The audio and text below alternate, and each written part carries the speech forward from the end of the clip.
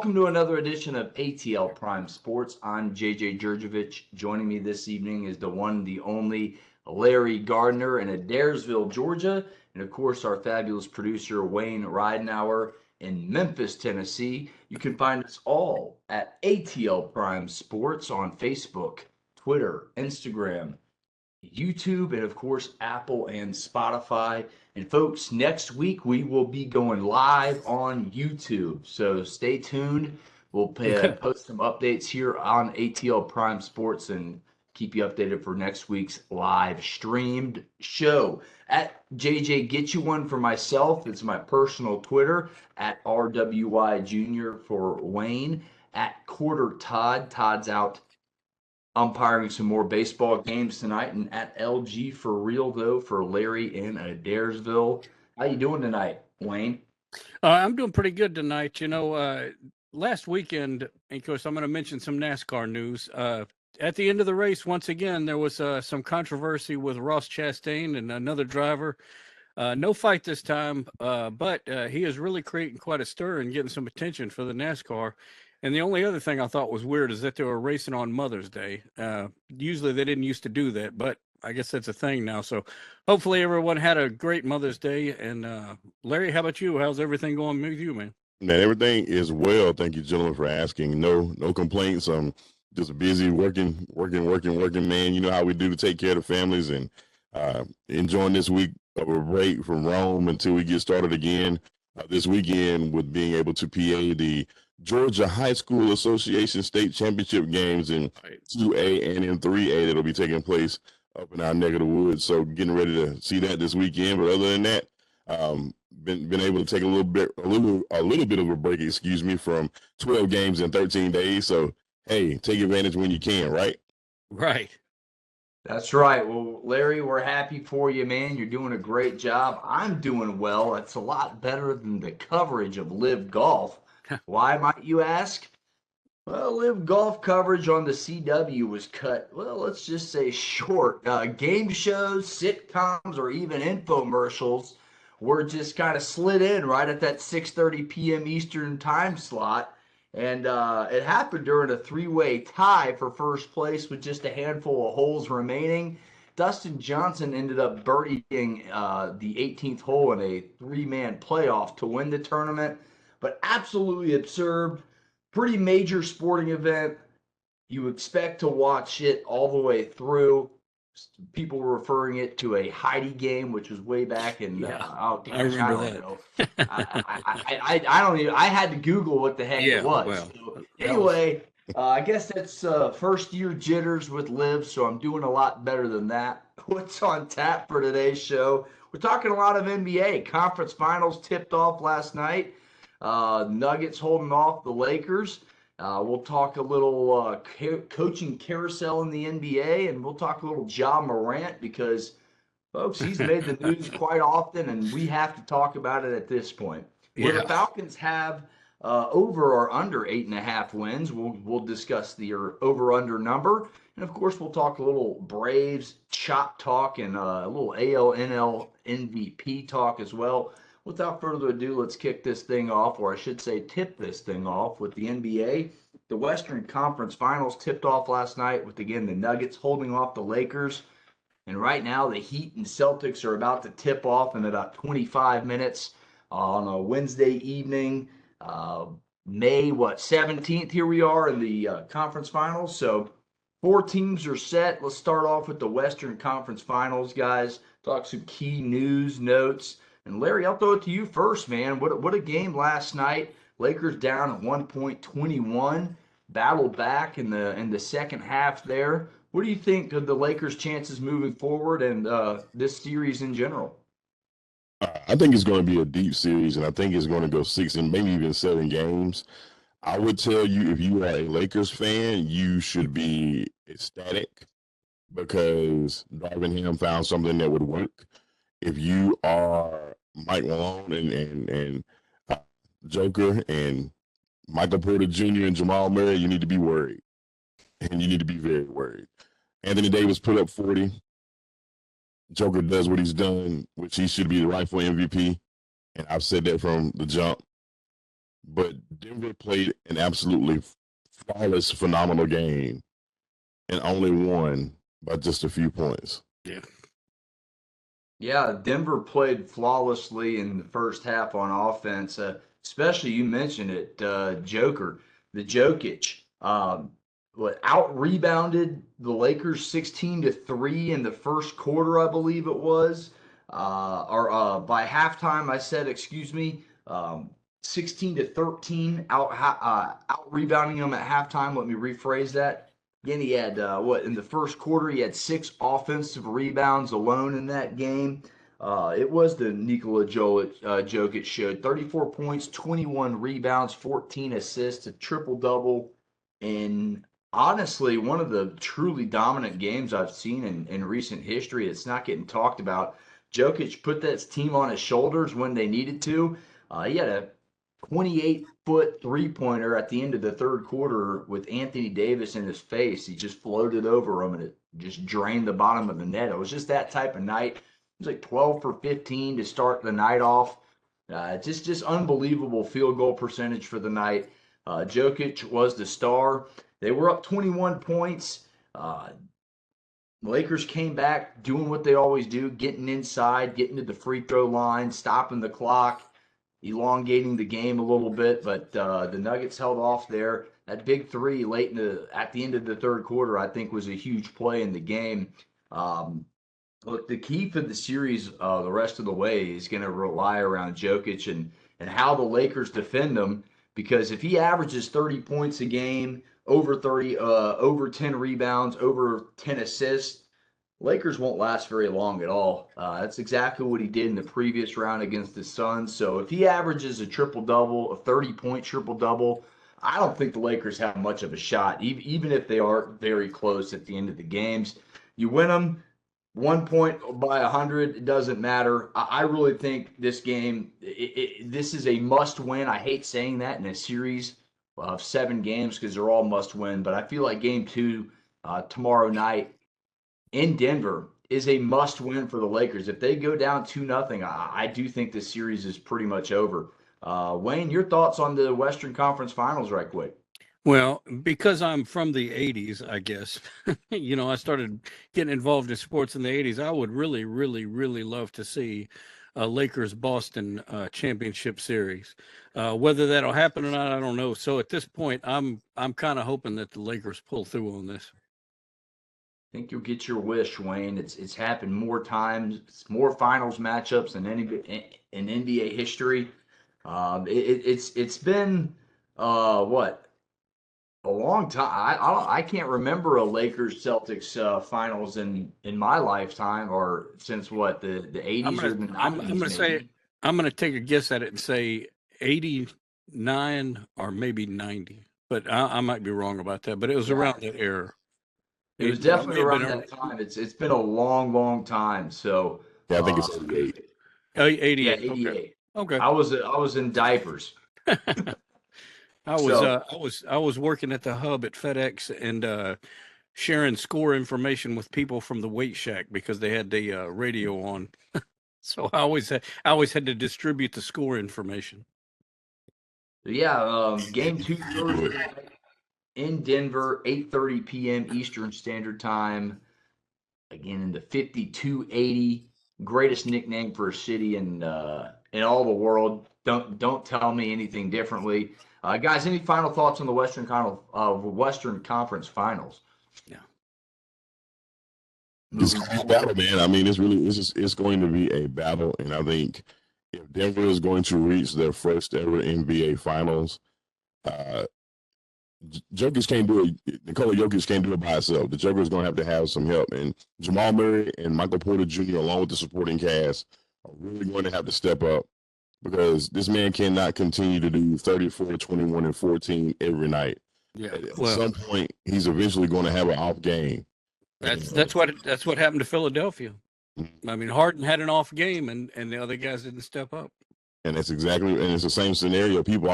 Stars are paid because they're going to do what they're going to do. But championships are won when rare players step above their normal roles. And you're seeing that even as we get ready to segue into the next one, and you're seeing that with the Miami Heat, So I'll tee that up after you, JJ, and let you run with it. Yeah, man, you mentioned it. The way NBA teams are built nowadays, they are completely different. It's going to be an exciting Western Conference Finals. You mentioned the Heat; they are one of the two teams in the Eastern Conference Finals. Game one, I mentioned it, tipping off Wednesday night, right now, basically on TNT. These teams have represented for three of the last four Eastern Conference Finals. It's getting to be pretty common these two meet in this situation. The key for this series revolves around Jimmy Butler. It's got to be Jimmy Buckets. You call him. Can the Celtics get him off his game? Butler's averaging career highs in scoring and field goal percentage during this postseason run, right at 31 points a game, 52%, a little over actually from the field. So he's having an unbelievable run. How well Al Horford and the Celtics uh, you really can't stop Jimmy Butler. You're going to have to just contain him and try and reduce the number of assists and his off the ball packaging where you're going to have to hedge, get a hand in the face. Jimmy Butler's been an outstanding player. And I mentioned it last week. It's very, to me, refreshing to see a 7 seed in the West and an 8 seed in the East still in the playoffs. Whereas in the NBA in the past, you've seen just a lot of chalk, chalk, chalk. So it's real refreshing to see the Heat in this position. And a lot of people are picking them. You know, they may just upset the Celtics in this series. We'll see. Larry, what are your thoughts on this Eastern Conference Finals, man? I think this one's more intriguing and the fact that the Heat are just absolutely hot right now, starting from that play-in game where they lost to Atlanta and then turned things around right after that. Yeah, it's Miami's story, man. Jimmy's gonna do what Jimmy's gonna do, but Bam Adebayo to me is the key in this series for the Heat more than anything else. Because if Jimmy can get somebody else to give them 20, maybe 25 points a game, because we all know Jason Tatum's gonna do what he's gonna do, and you see what he did in the closeout game 7. You know what Jaylen Brown is gonna do, and the way Boston gets you is they just go on this 3-point barrage. And they go into these streaks where they just don't miss. They'll shoot 40, 50 threes and make 30 of them. That's hard to compete against when one of your best shooters is out for the majority of the playoffs, and it may not even be back into the finals if Miami make it in Tyler Hero. So Boston is relentless when it comes to levels of defense, but the biggest asset that Miami has is the mind of Eric Spoelstra. That is going to be very key in how he uses his adjustments, how he does his matchups. The things that he does is going to be key for how long Miami can last in this series. Because, I mean, I'm pretty sure most pundits are saying Celtics in 6 or 7. But don't count Miami out just yet, because we know that their main player has a heart of a champion. And we've seen what he was able to do just a couple of years ago in the bubble, leading a team of young Miami Heat players in all the way to the championship against those Los Angeles Lakers. So who knows what the future may hold? But I just said something to Jason Tatum and Jaylen Brown, man, that just a hunger level that I hadn't seen in a very long time in the playoffs. And it's refreshing to see, even though I can't stand the Celtics being a Hawks fan, but it is refreshing to see some of these kids that are willing to jump out and just lay all out, man, and just, if you want to, go for it, you know. So I think it's going to be a very entertaining series. I'm looking forward to seeing the game tonight. And who knows, man, you know, Miami could shock the world, but, man, until I see something different from Tatum and Brown, I'm still going to Celtics. Yeah, I like this series a lot. I think it's intriguing. Simply, I mentioned Jimmy Butler, but Kevin Love, you have some real championship pedigree on this Heat team, and we all know Eric Spoelstra has won a couple of these right here. So it's an interesting series. Wayne, you want a thought on the Eastern Conference Finals right quick? You got a favorite? You say you like either team. It's a coin flip at this point, huh? Well, it is in a way. You know, I picked Boston at the beginning of the year, so I'm kind of stuck on them. But it would not hurt my feelings to have a relative underdog like Miami make it to the final, because everybody likes that kind of thing. And any of these 4 teams, I think, that get in the finals, I think are going to be a pretty good draw as far as fans, because if it ended up being Miami and Denver, all the people who like to see underdog teams get into things like this, or dark horse teams, they'll love that series. And if it goes the other way, people will always eat up the LA Boston finals. Oh, good points, Wayne. Really good points. I think you're right in both instances. Jokic, the two-time defending MVP, obviously lost it to Embiid this year. Larry, you and I agree. I think it should have been a three-peat for him, but hey, the voters saw it differently, and that's what matters. Embiid got the award, and he's well deserving of it. But there's so many storylines for the NBA Finals if they're there. Wayne, you mentioned it. It's going to be interesting to see how long these series go. If they're both long series, it could affect the finals. So it's going to be interesting to watch. And I fully expect. My prediction is what I'll close it out with. I fully expect it to be Denver and Boston. But again, I'm like you, Larry. I can't count out Jimmy Buckets and Eric Spoelstra and the championship mentality they have down there in Miami, because they just scrap and claw 100% for 48 minutes, and that's always tough to beat. You're absolutely right, man. It's really tough to beat, and not to only mention that, but you get somebody who was just so close a couple of years ago, and everybody remembers the meme of Jimmy leaning over the scorer's table, exhausted because he had done played the entire game and not had a break. But he's trying to will his team to a victory, and those types of players are rare and few and far between in these days and times, because the majority of the players that we see are all about themselves, and it's rare that you get a team leader who is a star that's more about the team than himself. That's why people are so drawn to Giannis and are just adorned to him, because he's so much more about Milwaukee than he is himself. And he can put the spotlight on him at any given time, but to him, we means more than me. So when you see those types of people, you just can't help but root for them, man. You can't help but root for him. A team player in the true instance, and a true pro's pro, as they say. Let's talk about one of these me guys, and we'll get to the coaching carousel in a bit. Let's talk about the NBA player that's made headlines more than anybody in the Eastern Conference or Western Conference Finals right now, and it's got to be Ja Morant. By now, we've all seen the latest videos of Grizzlies point guard Ja Morant flashing a firearm in a Instagram live post.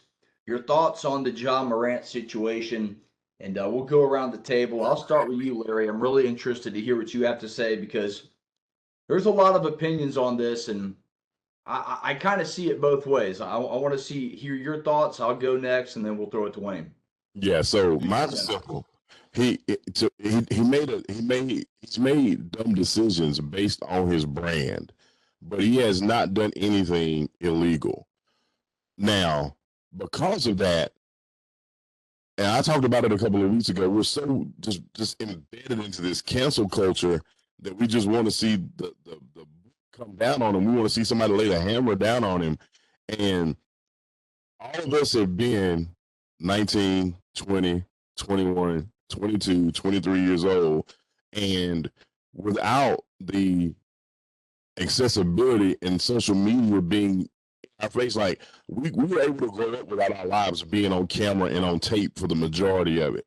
So everything that we've done was not public consumption, and everybody was not able to pull it up at one given whim of a cell phone, pull it out. Oh, we can see everything you're doing.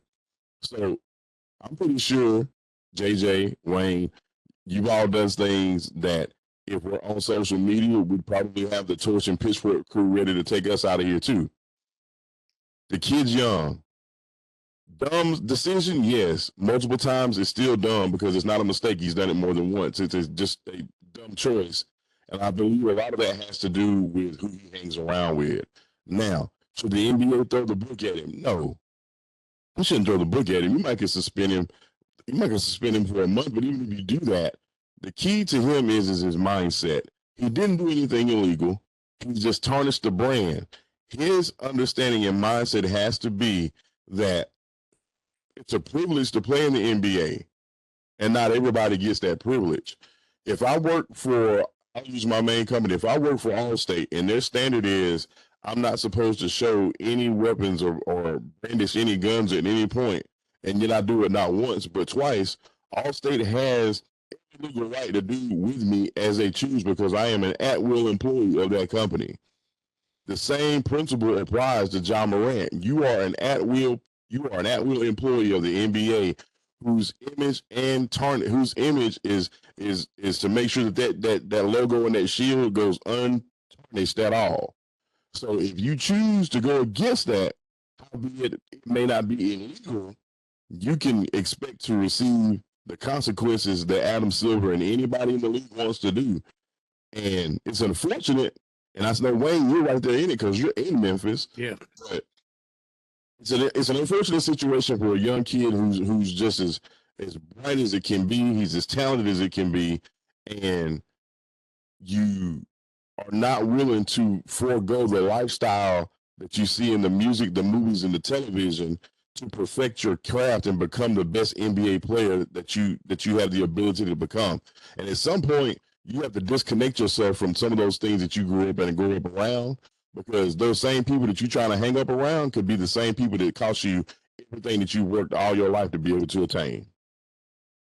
Well said, Larry. Well said, and you needed every word for that. I kind of share this same sentiment. I see the series of bad behavior is why the team suspended him for all the offseason activities up front.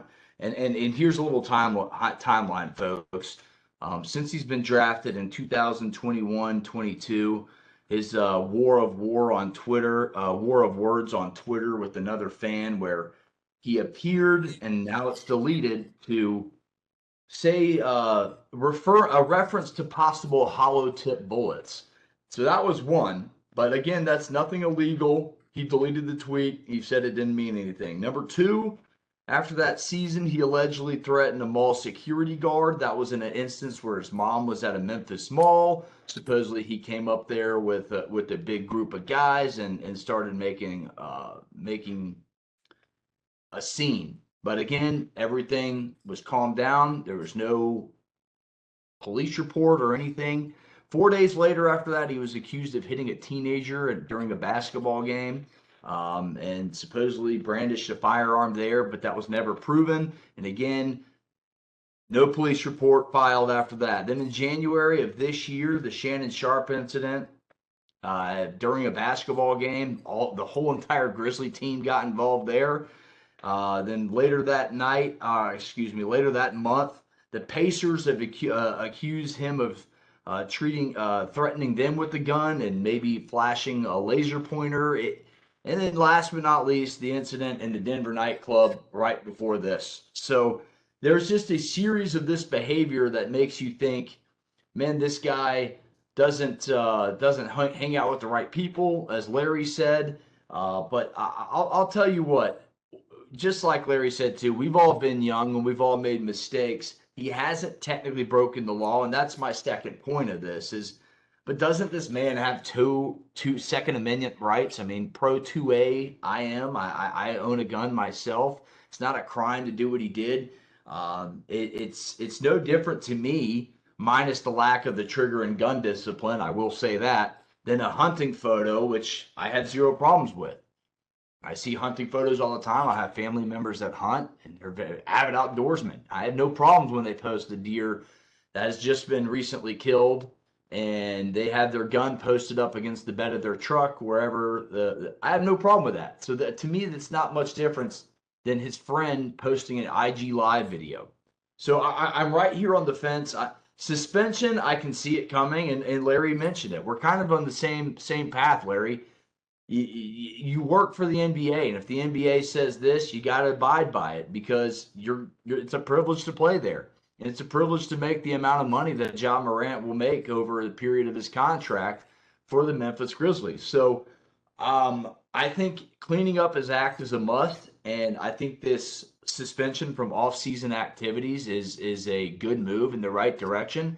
Maybe it will scare him straight, for lack of a better term, and get him going in the right direction where he's not making the decisions to flash a firearm, because it is an image league. And we all talked about cancel culture, and it's the heart of it right now. We're in the heart of that cancel culture, and I don't want to see anybody get canceled for a simple mistake. but we have seen the series of behavior, so he's going to have to make that change. And I'm really on the fence on this thing. Suspension, I think, is possible, but is it needed? I don't know, because this man does have rights off the court, and there is a 2A amendment in our Bill of Rights, and it's there to protect citizens. So he is one of those as well, just like we all are here on this show at ATL Prime Sports. If you like the content, like and subscribe. But folks, I think he's young, and I think this is a stern slap on the wrist for right now, and hopefully he changes his behavior. Wayne, you're on the ground zero right there in Memphis. What are the locals saying about Ja Morant and his latest IG Live incident? Well, I haven't personally talked to any locals about it. Plenty of things posted, plenty of things said, but I do not think it's has anything to do with his upbringing, because he's from a kind of relatively small town in South Carolina, it's just outside of Columbia. He went to school up in Murray, Kentucky, so I don't think he picked up any bad habits there. I do think it's a possibility he may be hanging around with the wrong people, and doing things that would be his employer is not going to like what he's doing. So I think I really think he deserves some sort of mentor. And as far as penalties or anything, I see a fine, maybe early season, suspension from a few games, and possibly him having to do some sort of PSA on gun safety or something like that related to that. But you know, I hate to use the term young gun, but that's what he is. And a part of that is doing stupid things. And if he can get beyond this and not repeat that, and come off as a more respectful guy to his teammates, then I think everything should be all right.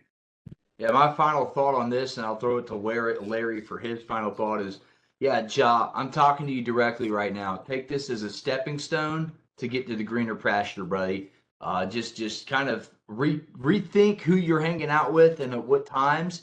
And if you're not going to change who you're hanging out with, definitely change the way you guys post social media videos and things like that. Just again for that image, because nobody wants to see you canceled. You're an unbelievable talent.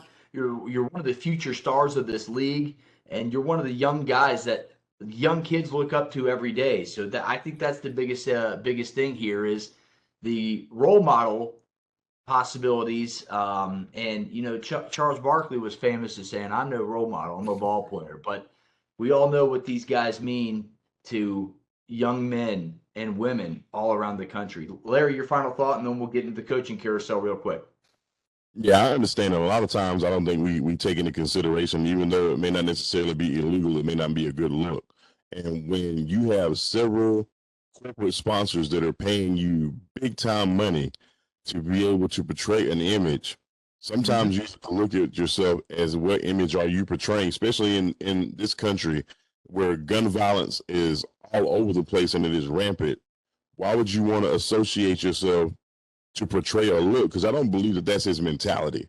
So why portray a look just to be, if you, and I hate to use the term, but it is what it is. Why try to look good by brandishing a firearm when not too far away from you, you just witness this person just going into this school and shooting up a whole bunch of people.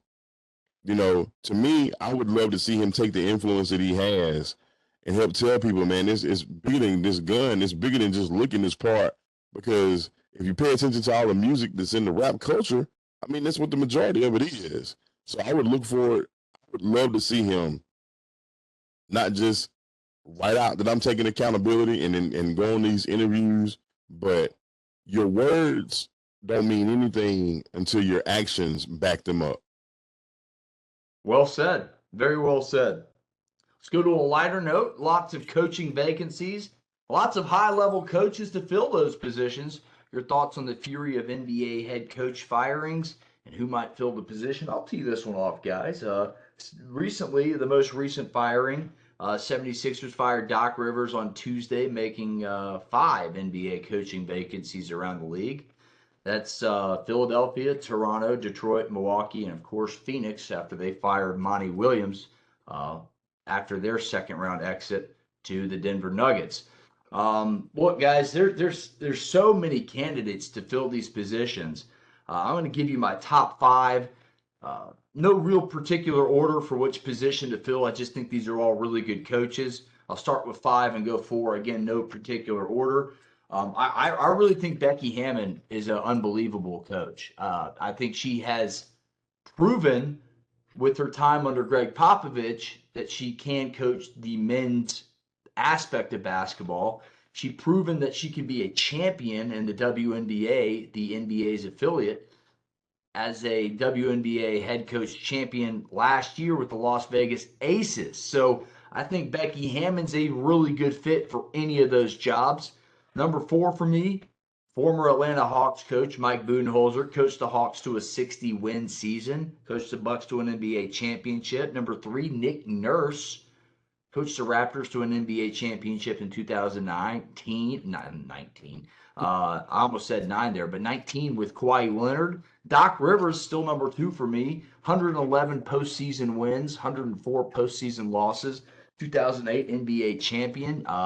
He's veteran. If he still wants to coach, I'm giving him a call if I'm one of these 5 teams, no doubt about it. My number one, in my opinion, the number one candidate.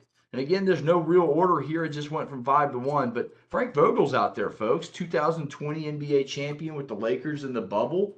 That's a heck of a coaching job right there with the amount of basketball played in the short time period when the NBA picked back up during the pandemic. And I think with all the distractions, the fact he won a championship with the Lakers and was shortly given the short end of stick, I don't think he got enough time there, really. I think Frank Vogel's a great fit, and there's 5 vacancies. There's 5 coaches right there, and I'll give an honorable mention, Mike D'Antoni. Yeah, that's the one I was going to say. Way ahead of his time, guys, pushing the ball up the floor, and with the way the guard play is today and how fast the pace of basketball is now, his style of play might just fit perfectly in the NBA. That's my honorable mention. Larry, I'll go with you, man, and see what your thoughts are on the fury of NBA head coach firing. I think it's crazy. I think it's crazy because these are grown men that are making mental decisions and costing other grown men their livelihood and not necessarily their livelihood, but at least their jobs based on the choices they make. And I'm going to pick on Doc Rivers. Doc Rivers made every adjustment known to man to try to help stop Jason Tatum, and Jason Tatum was just on fire. But his main 2 players just stopped and just quit.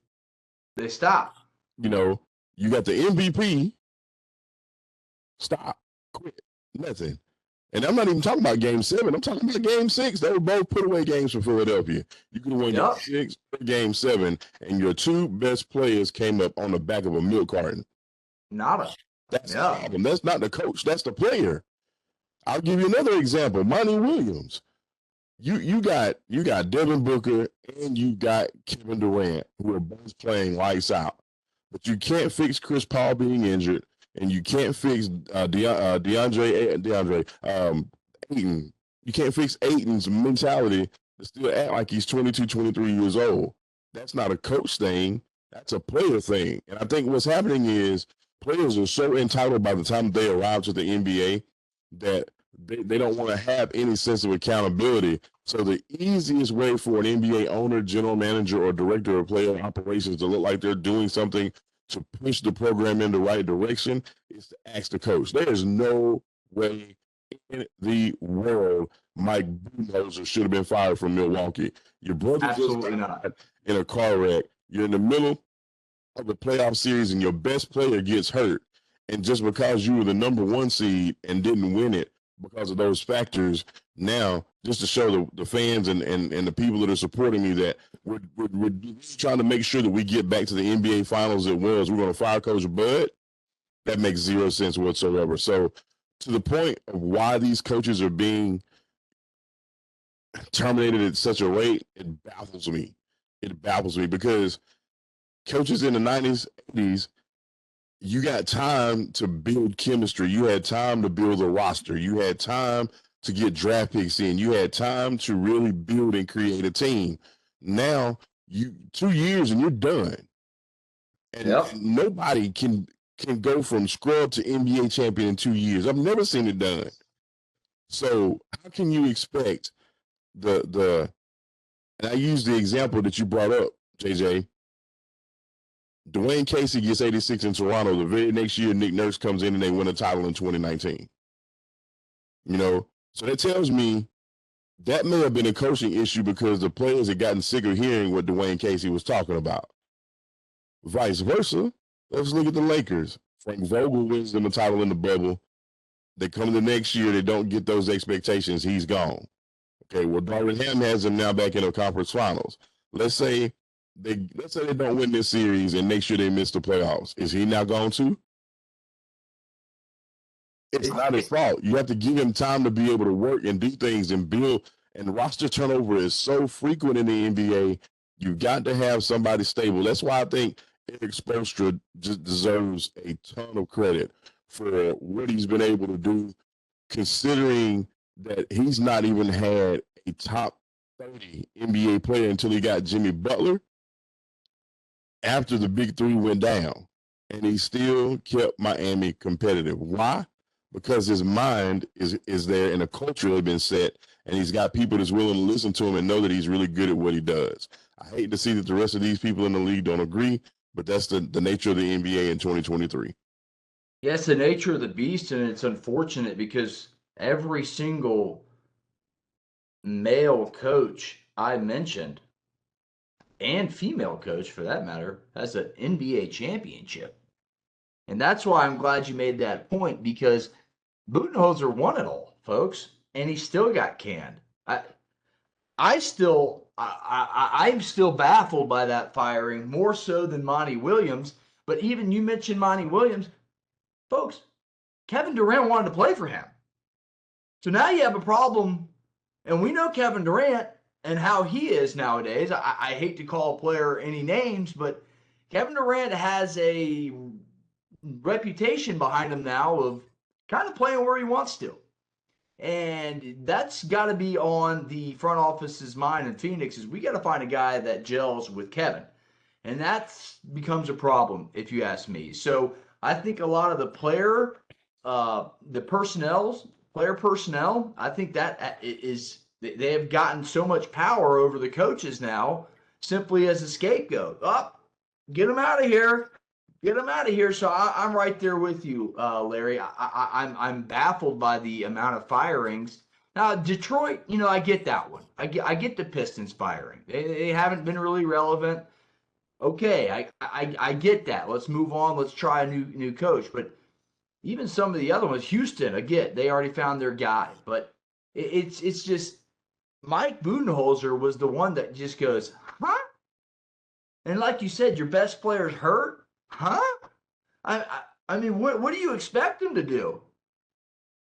Coach blindfolded and get to the championship? I mean, that's literally what you're asking. Wayne, you had one thought. I'll give you the final thought on the head coaching carousel, and then we'll get to the Falcons and the Braves right quick.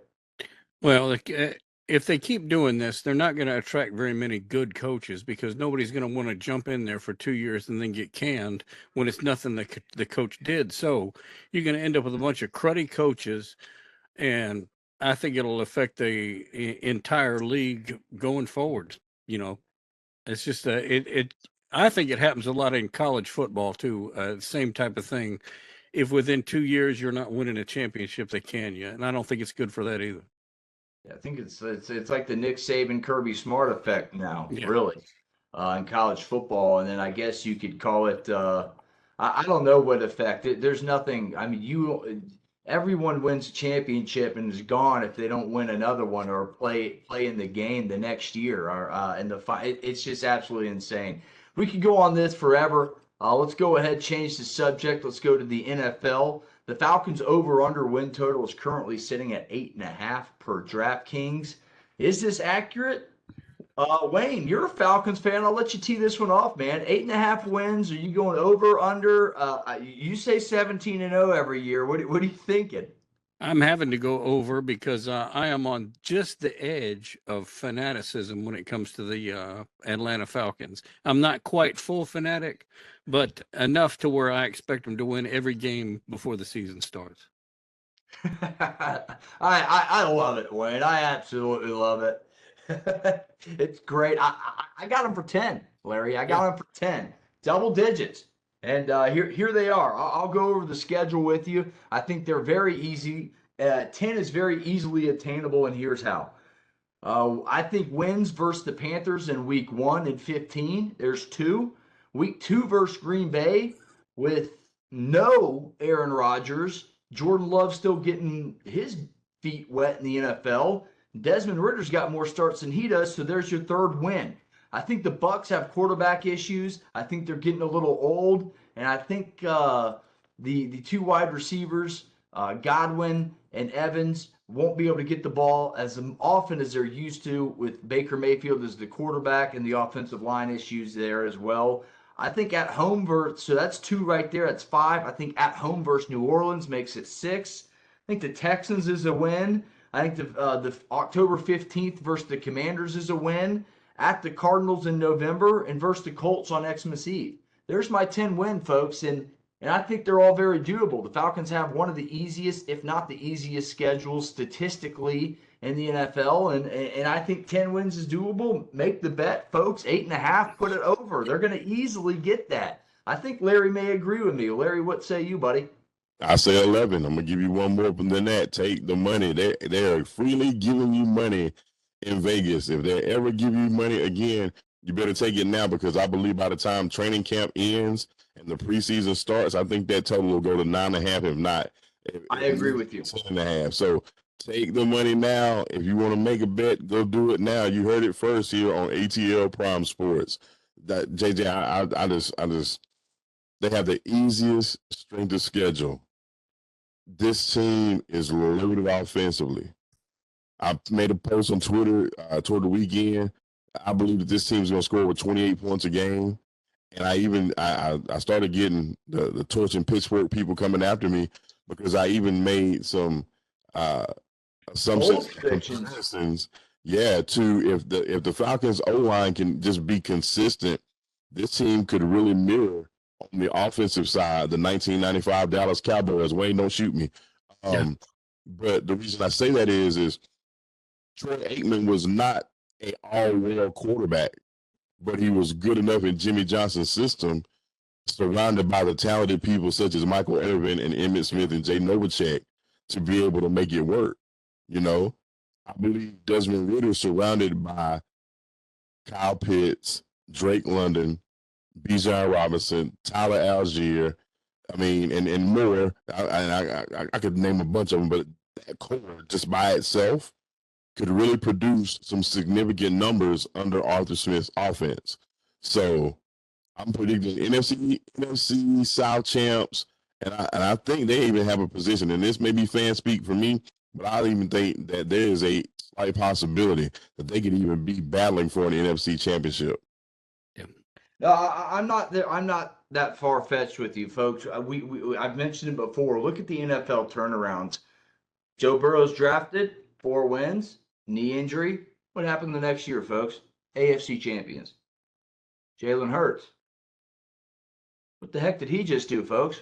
Yeah. NFC championship. So, folks, you can win with youth at the quarterback position. If you check out our Facebook page at ATL Prime Sports on Facebook, I posted the amount of insane youth, I should say the youthfulness around the NFL at the quarterback position. I'd love to see someone do the math on that. The average age has to be around 25. And, we're a couple injuries away from 2 or 3 more guys stepping up and being in the 20s.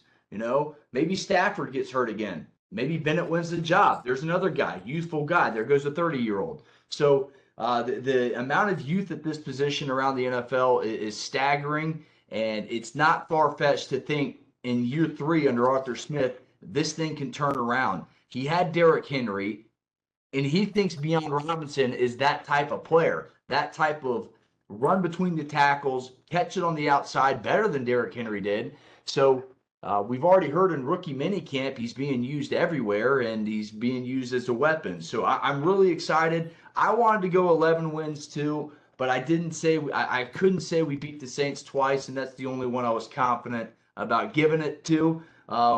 Wayne, you had one more thought on the Falcons and their over/under. Go ahead, and we'll give you the final thought here as well.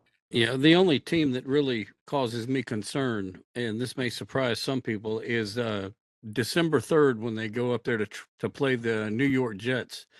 I've got a feeling that team just for some reason scares me because I feel like they've got so much potential, and especially with that coach they got up there, and of course their new quarterback, their new old quarterback. I'll have to be honest. The Jets, look, that division's really tough, folks. I mean, you got Tua, Mac Jones, Stephon Diggs, and Josh Allen there. They're gonna struggle to win that division. 10-7 could win that division this year. That's how tough it is. So I'm not sold on saying the Jets are top 5 in the AFC like these people on the 4-letter networks are saying. I'm just not doing that yet. Yes, they were good. They had a lot of youth. They had the rookie of the year on offense, rookie of the year on defense, blah, blah, blah. But how does Aaron Rodgers come to New York and gel when he has a bad game for a week or two? You can't go into darkness in New York, folks. You just can't do it. Any final thoughts on this real quick, guys, and we'll hammer out the Braves real quick. Major League Baseball, the Braves have lost 5 of 6 going into tonight's rubber match with the Rangers. Your Rangers, Wayne. Where's your panic button on the Braves? Mine's not high at all. I'll keep this thing off. It's at 0%, really. I like to put these questions out there for the fans to see where they are because that's where you want. You want to react, and we want to see you guys react. I put it on Twitter at ATL Prime Sports. Like us, follow us. We follow back. Let us know what you think. Where's your panic meter at with the Atlanta Braves? Again, mine's at 0. Look, the Braves are 26-16, again, going into tonight's game against the Rangers. They're 5 games up on the second-place Marlins, which is crazy to say. That's right, the second-place Marlins. Not the Phillies, not the Mets. It's Miami, the team that I said was going to be a wild card going into this thing. Their pitching's going to keep them in it year-round, and they'll be right there if they can score some offense. Now, Jazz Chisholm, that was a tough loss for the Marlins, but moving forward, look, again, 5-game lead, a bright spot, Wayne, for your Rangers. Got to be the right fielder, Adolis Garcia. The 2-run home run last night extended his Major League Baseball lead for RBIs to 44. So he's having a heck of a season. Your Rangers got to the Braves last night, Wayne. Nate Eovaldi's on the mound versus Spencer Strider. They're in a battle right now. DeGrom's coming back in a couple weeks, we think. Corey Seager's back. What do you think of your Rangers, buddy? I'm liking it right now. I mean, the only problem I see recently is that they're unable to stop a 2-run homer, and it just keeps happening, and that's kind of bothering me. Yeah, the Braves in their Monday night win hit a total of 5 2-run home runs, which tied a Major League Baseball record, which was just they did it last night on the home run ball. That's crazy. Yeah, they did it last night one time, and they've just done it again in the game tonight. So yeah, that's what, 7 or 8 2-run homers in a series. Yeah. It's got to be a record in a series somewhere. Larry, what are your thoughts? Where's your panic button on these Atlanta Braves, man? Don't have one. Not even a slight iota of panic. And the reason being, and we can look at what John Freaky said to us last week, we've seen the absolute worst of the Braves pitching staff, and they still almost took them to a World Series. We saw a mediocre level pitching series, and it won them a World Series. So this is nothing, especially in the division where it was important for them to build the lead that they did, so that if they do begin to falter, it didn't even really affect them much. We were chopping the head off of Marcell Ozuna. Now he's starting to hit. Okay, well, who's now the new sacrificial lamb? Well, now it's been Austin Riley because he's been in a funk.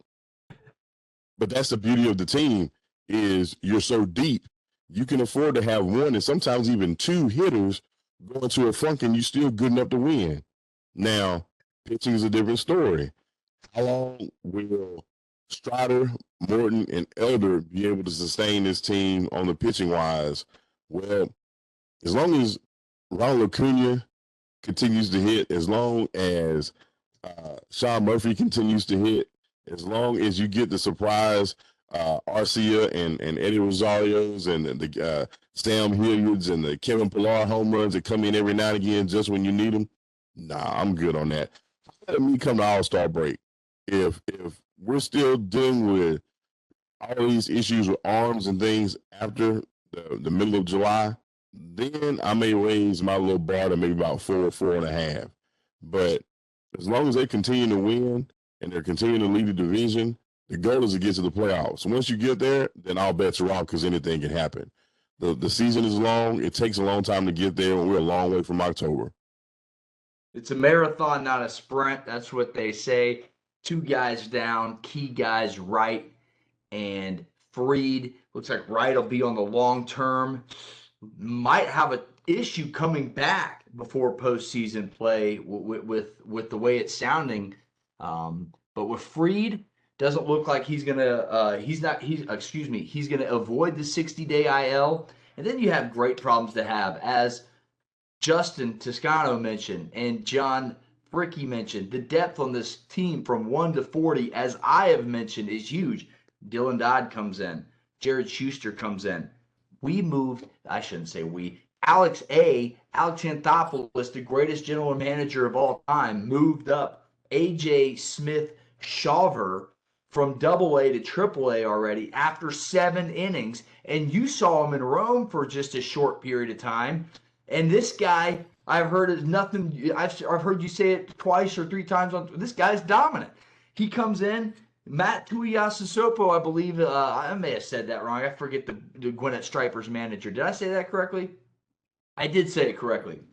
He says he's dominant from the AA manager, who is slipping my mind as well. So if this guy keeps moving up, maybe you'll see him at season's end. So, and then I haven't even mentioned Michael Soroka, who's a 2019 newcomer and pitched in the postseason for us and won more games than anybody for the Braves that year. So very deep problem, very good problem to have, and my panic meter is settled on 0 firmly. ALNL MVP candidates real quick. Obviously, it's Acuna Jr., Sean Murphy, Will Smith. Those are my top 3 in the National League right now. Catcher Will Smith, slug line, 323, 412, 613. And Ronald Acuna Jr., 10 home runs, 17 stolen bases, just absolutely dominant in the field. Assists all over the place. I mentioned 17 stolen bases. The power's there.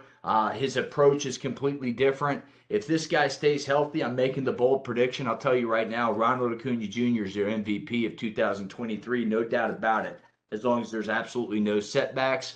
AL, Shohei Ohtani's having a pretty good year.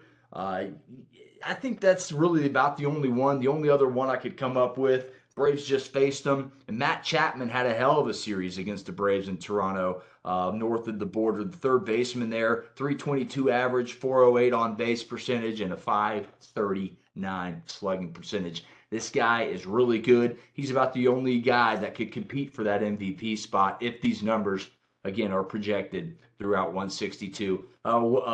Larry, real quick, ALNL MVP favorites, and then we'll go to a final thought.